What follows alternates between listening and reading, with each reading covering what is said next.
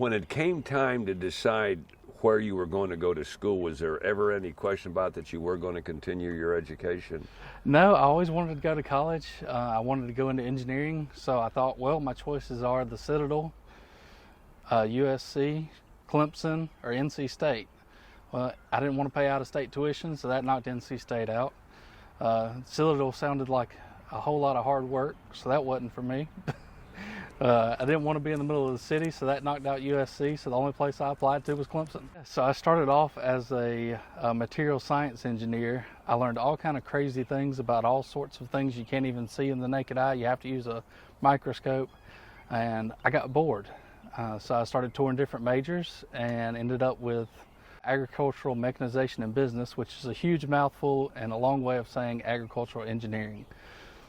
What was your background in ag? Had you been associated with FFA? I did FFA in high school, but wasn't super involved with it. Everything was hands-on. You took a welding class, you took a metalworking class, woodworking, engines, hydraulics, electrical systems. You really learned a little bit about a lot of different things, and you got your hands dirty with it. That's what appealed to me. And tell me about meeting your wife. So I met her at Clemson. What's her name? Her name's Stephanie. Okay. So I was finishing up my undergrad, and she had just started her grad school. Then we both ended up in grad school at the same time, graduated at the same time, got married a month later, and now we've got a beautiful 18-month-old little girl and a little boy on the way named Eli, and the girl's name's Blair.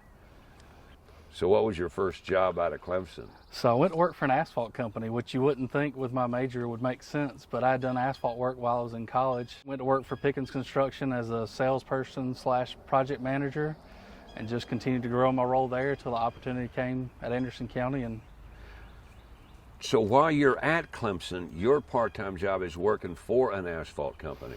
I mean, were you out there laying asphalt ever? I mostly did seal coating and striping, but I did some asphalt work too. And that's hot work. Absolutely, and it's 7 days a week. Yeah. So then how does a job at Anderson County come about? When I was with Pickens, we were paving a contract for Anderson County, and I got to know the inspectors and really liked what they were doing. It seemed like it would be a good job and a good fit, especially for somebody looking to raise a family. The work-life balance was there. So after we completed the contract, I noticed there was a job opening and I applied, and here we are. So who do you work for? Who's your boss out there? Matt Hogan's my boss. And as project manager, what do you do on a day-to-day basis? You'd have to ask me each day, because every day it changes. But you like that? I do. It's something different every day. I've got a great mix of being in the office and out in the field, which I love. So when I first was hired, I was an engineering technician, so I oversaw paving contracts, striping contracts, new subdivision inspections, encroachment and permit inspections, all sorts of different things. Kind of learning it from the ground up. Yeah. So I had a lot of paving experience coming from a paving company, so Right. It made sense to put me out on the ground with the asphalt. But So we have, Anderson County does a lot of, or tell me, subcontract, like for the striping. Does the county have their own striping crew, or do we subcontract all that out? we subcontract all of that out. We have a small striping machine we can use for parking lots and stuff like that. We'll use it to freshen up the fire departments or different parking lots, even our own parking lot. But for big contracts doing road striping, it's all contracted. How many companies do that would submit a bid on average? Is there a lot, a few? There's probably 5 or 6 Okay. in the state, but we typically only get 1 or 2 bids on those. I think it's a really competitive market, and a lot of the work's being driven around the Columbia area, especially right now with the I-20, Yeah. I-26 interchange. So I think a lot of the competitiveness has started moving away from Anderson, but there's always opportunity to bring that back. And then you end up as project manager. What does that entail now? I have a variety of different projects, parks, economic development, roads and bridges. I'm also working on the new Anderson County Detention Center project. So really my day-to-day changes by the minute. Just depends on the phone call I got 5 minutes ago, what I'm going to be doing in the next 5 minutes. Roundabouts have become a way of life across Anderson County. A majority of those are under the auspices of the state That's Department correct. of Transportation. But Anderson County has 2. We have Tell me 2. about the 2 roundabouts that people probably don't have a clue about. So they're actually close to us right here in Piercetown. One's on Ryobi Drive, the other one's on Orange Way. Both are kind of sort of within the TTI or Ryobi facility. So most people that live in Anderson County probably don't realize we have those two roundabouts. And more are in the offing for the county, maybe? There's potential for more. They tend to be very safe and very efficient. They're good up to a certain volume amount because they just keep traffic flowing. If you've got even flow from all four directions, they tend to keep that flow going steady rather than the stop-start you get with either a four-way stop or a red light. What about maintenance? They're pretty maintenance-free. I mean, somebody hits a sign, you go replace it, the normal pavement life, but other than that, there's no bulbs, there's no poles or anything like that to have to make sure they're maintained and in working order. Not long ago, you and your people and some people from the South Carolina Department of Transportation were, in fact, at the Piercetown Fire Department talking about a project that is in the works called Walker Project for the Exit 27. And we talked a little bit about that, but go into more detail about what that involves and how much money we're talking about, where the money came from, and how long it's going to take to do it. So in total, it's about $10.3 million. 9.3 of that came from the ARC, the Appalachian Regional Commission, which is all federal money. It's 100%. There's no match involved with that. So that's, non-Anderson County taxpayer money. It's federal tax money. It's going towards that. And then also we had some local contributions from different organizations and businesses in the area that wanted to help. So that makes up the other $1 million. And with that project, what we're going to do is add a 4-lane median divided road that connects Martin Road to 81 right across from Webb Road. So that gives another avenue for people coming in and going out of TTI's campus to get in and out efficiently and also bring that traffic away from the I-85 interchange. And the most notable improvement to the interchange will be the lengthening and widening of the southbound exit ramp. It's going to have dual left turn lanes, a single right turn lane. Right now you've got about 150 feet of right turn storage. Now you're going to have 750 feet of right turn storage.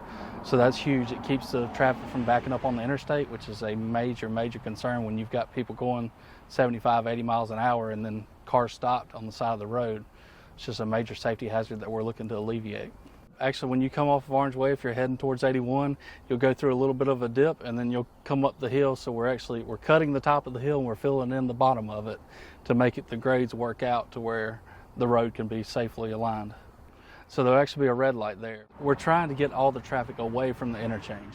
So what we're going to do at Ryobi is make it a right turn out, and then you can only turn left into Ryobi. You won't be able to turn left out of the 7-Eleven, so it keeps that cross traffic from coming through. It also helps bring the traffic away from the interstate, especially the truck traffic that right now is having to swerve and get over into that left turn lane for Ryobi in a matter of a few hundred feet after getting off the interstate. Now they can come down to Orange Way Extension, have a nice protected left turn lane there, dual lefts, to be able to get into the TTI campus and hopefully take that congestion and bring it away from the interchange. Realizing there are a lot of things that can happen, when do you anticipate beginning actual work on the project?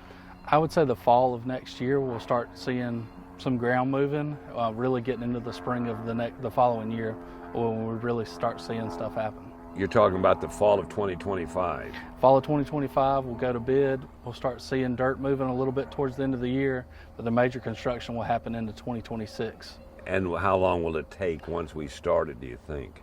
I think about 18 months for construction. We recently had dedication of a new playground area up at Dolly Cooper Anderson County Park up in Powdersville.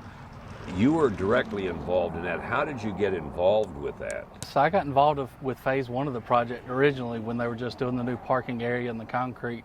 There were some issues that were happening on site with different site work that was going on, so my expertise is in flat work, so they brought me in. And flat work is what? Concrete and asphalt, moving dirt. So they brought me in during that process, and it just made sense for me to stay on through phase 2, which was the playground.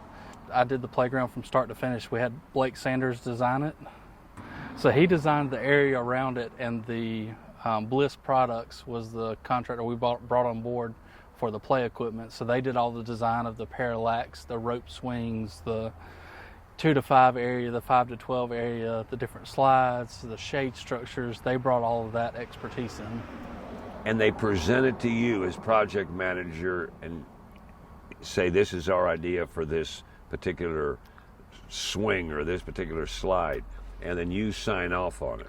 So I would take it to the manager for parks, Matt Shell. One big thing that we have in the county is making sure all of our slides are shaded. Something I never would have thought about as a everyday citizen, but now that I've gotten more involved in these projects, making sure there's shade on the slides so that they don't get too hot in the summertime, making sure there's nice shady places for people to sit. So that's the picnic shelter, the big shade cells, all that comes into play. And Matt Shell's so great about knowing, where the sun rises and sets and where everything needs to be located to be just right. It's really amazing to watch his mind work when you hand him a set of plans for a playground. What goes into deciding what these kids will enjoy playing on? It's a really tough. The playground manufacturers kind of have their hand on the heartbeat, if so to speak. They know what's going on with the current generations, what's popular, what's not.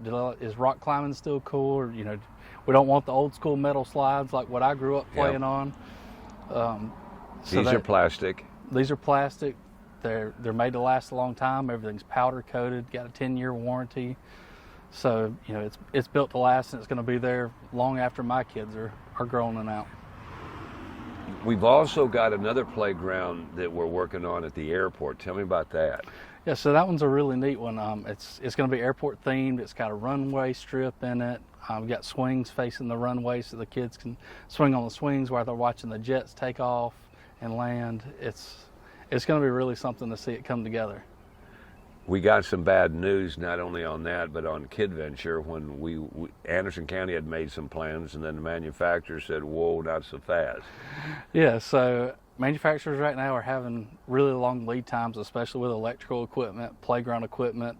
The playground, I think, comes back to the steel, really. It's so hard to get steel right now and getting the right sizes, getting it powder coated. We're having 6-8 month lead times on different things. I've got a shelter going up at Hurricane Springs Park right now that I've got a 12-week lead time on. And you just got to learn to roll with the flow, I guess, on that, right? You do, and we're trying to take that into consideration with our contracts now too, where typically we would say you've got 180 days to complete this project. Now we'll give you 2 weeks to submit that you've ordered some of these key long lead term items. And then once you submit that you've ordered them, we give you 30 days, once it's delivered. So it's a kind of a new alternative way of bidding projects to try and be successful in such a crazy market. We have roughly 40 parks across the county. I never realized before I worked for the county how many parks we had. But obviously, the biggest one is Green Pond.